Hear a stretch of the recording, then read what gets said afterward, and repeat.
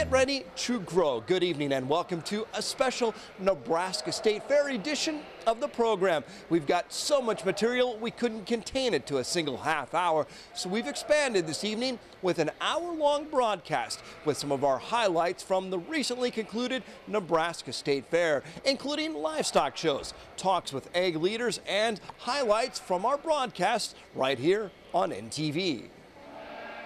This year's State Fair ended the way it started, with some huge crowds. The final Sunday 1 week ago brought in 71,000 people on that day alone, for a total of 335,000 during the course of the fair. We caught up with plenty of satisfied fairgoers. Here are what some of them had to say. I'm eating a deep-fried chocolate-covered chocolate cupcake. My 6th day here. It is so much more pleasant today than it has been. It's a terrific day. Anytime you can go to the Nebraska State Fair, you got her made. I think we have more fun than the people do. Good to see you folks. Really good crowds. It's great to see a fantastic crowd and all the new exhibitors and things going on. I love to see the expansion going on, and it's just a fabulous event people need to get out and see. Yeah, and alligator bites, fried mac and cheese, catfish. Always wanting to go on rides. And how do you like the rides out here? Pretty fun. I've always asked my mom if I could go on a camel ride. And did you get to go? No. What's the best part of the fair? The quilt show! The arrow that says Bonner Park, that's gate 2. Would come again next year too. Great. People treated us great. Couldn't beat it. And you're getting a free ride here at the end of the day. That's not bad. A free ride, yeah. Deep-fried Oreos. Trying a glazed donut burger. And what do you think? It is awesome. This is just a terrific place to have the fair here at Grand Island, and I think it was a good move. So please come out and enjoy our wonderful fair. For farm kids who have spent late nights and early mornings taking care of their animals, the State Fair is no different than any other state championship. Showered with hugs, Tori Detlefs fights back tears. After 13 years showing animals, her final show brings the biggest award of all, a grand champion, something no one in her family or school has accomplished. Happy, it's my last year, so how does this feel? really good. Others share that feeling, like Emmett Caldwell, a reserve champion with a red Angus breeding heifer he raised from birth. That's one of the best feelings I've ever felt, is when you've raised an animal yourself and then you come up and there might be somebody here with a $10,000 heifer and you might beat them in class, and there's no better feeling than that. Emmett and his sister started their own certified Angus herd, teaching them lots about responsibility. Paying our bills and things like that. We've gotten loans from the bank. We know how the monetary system works pretty well anymore. Mom and Dad made sure of that when we were first getting started, that we'd learn the value of a dollar. And University of Nebraska leaders say for farm kids, a day like this is like the Olympics. We put these kids in a show ring and they have to compete. You know, it's about, in this setting, winning and losing, learning how to win, learning how to lose, learning how to compete. That's what life is all about, and that's what we teach these kids in 4-H. Tori Detlefs experiences the high of going out a champion in her final show. She says her family has been there along the way, helping her become a champion in the arena and out. I say everybody should be in 4-H and FFA. I am the person I am today because of those programs, and working with my animals has taught me a lot of personal skills and responsibility that people look for when you're looking for a job. So it's definitely changed my life for the good. This year's State Fair had a taste of controversy as PETA joined this grand affair. But however, the group was peaceful in its advocacy. PETA advocates say their presence was about answering questions for those interested in learning more about them. On their agenda, however, is promoting a dairy-free world. Majority of people's milk is coming from.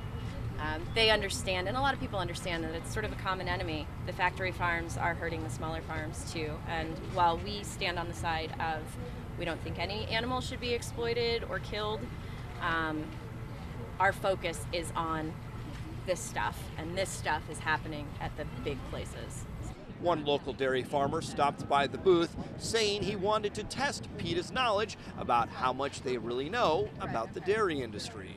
I think they try to compare them to a pet and make everything a pet, and this is not the case. Animals are raised for what their purpose is, and I think God put animals on the planet and says we're to take care of them, which we try and do the best we can. He says if those photos of the dairy industry were accurate, his product wouldn't sell. Merman also says he works hard to keep his dairy cows as comfortable and productive as possible. Nebraska Egg Director Greg Ibaugh joined us during the fair. Among the topics, the state of Nebraska's dairy industry following the announced closure of Leprino Foods in Ravenna. He caught up with NTV's Seth Denny and Colleen Williams. Greg Ibaugh is the Director of Agriculture in Nebraska. He joins us now live. Hey, Greg. Well, hello. It's great to be out here on this beautiful, warm day. Yeah, I thought Kent said it was going to be hot. What happened? Yeah, really. The corn is growing, though, right? Yeah, the corn's growing, and my crop consultant that works on our farm just told me the kernels are getting deeper, and we're having more test weight because of this nice hot weather. So, I guess it's good for news. one thing, then. Yeah, good for one thing. Exactly right. Well, we wanted to talk about everyone's favorite subject here at the fair, of course, agriculture.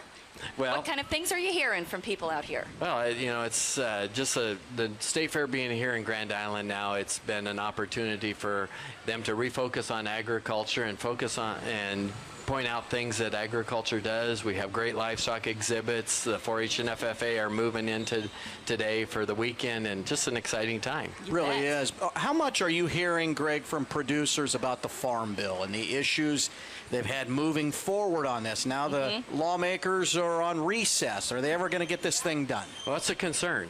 And, you know, our delegation in Nebraska has all voted for the Farm Bill and is all, you know, hoping and wanting and urging that it get finalized and the conference committee gets together and does something. But, you know, we need leadership in D.C. to step forward and take it to the finish line. But it sure has taken a while. I feel like we've been saying the same exact thing for some time. Yeah, when are they going to pass it? That's right. It's been, you know, Senate got its work done early, then the House struggled a little bit, but they finally got the Farm Bill portion of it done. And so now we'll just hope that in the conference committee they can get something finished up in the last few weeks here before, you know, we go for recess again. Let's talk about some trade missions. It seems like some exciting doors have recently been opened. Yep, Japan moved from 20 to 30 months of age, which created some great opportunities. And on Tuesday, the Lieutenant Governor and I are leaving for Taiwan.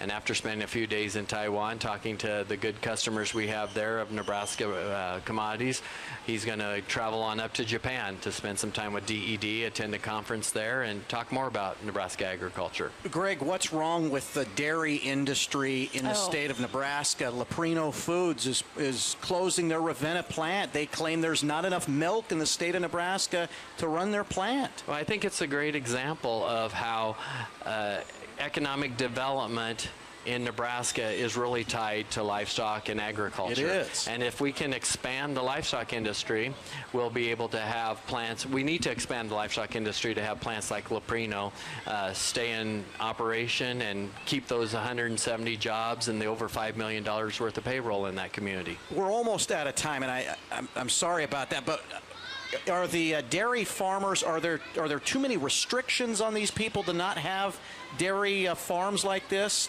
Is that why we don't have more of them? You know, I think that we need to find communities that understand that the economic development goes with the livestock operation. And they go hand in hand. And we need to look for those communities that are going to welcome livestock operations and welcome the economic activity that those operations bring to their local communities. The Beef Pit has been a huge hit at the Nebraska State Fair, serving up thousands of happy customers. It's an outreach of the Nebraska cattlemen working to promote the beef state. And Pete, we're looking at a situation this year compared to last year. You know, we know past year's definitely looking better. We've got more moisture. There has to be more optimism in the cattle industry right now, right? Absolutely. Last year there was so many people that were making decisions on a daily basis where they were trying to figure out what to do and how to go forward. And so from a rancher's perspective, we'd have people depopulate 20 to 50%. So we're getting past that. There's some hope, and that's the best thing. You know, do you think herd sizes are down, but do you think that guys are going to start thinking about getting those populations back up there? Without a doubt, and if you look to our neighbors to the south, things are tougher there. So we're in a great spot in Nebraska with ethanol, you know, our corn crop looks to be good. So there's a lot of options there for cow-calf producers to winter graze and so forth. So things are better, that's for sure. You know, and sometimes we forget that, you know, obviously we're known as the Cornhusker state, but we're the beef state, and beef production in this state, tell me just where it ranks.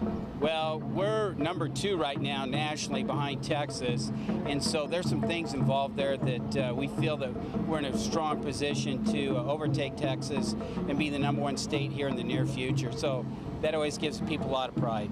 And speaking of the beef state, it's news we kind of broke to our viewers a while back here, but that beef state is going to be returning to license plates, at least we hope, thanks to the work of the Nebraska Cattlemen. Tell us a little bit about that project. Well, and thank you to NTV to put this out there for people across the state. It's not just a project for beef producers, it's anybody that would want to buy a plate. And so from 1956 to 1965, our state bore the phrase, the beef state. And so now we're real close. We've started a project that the state has with DVM.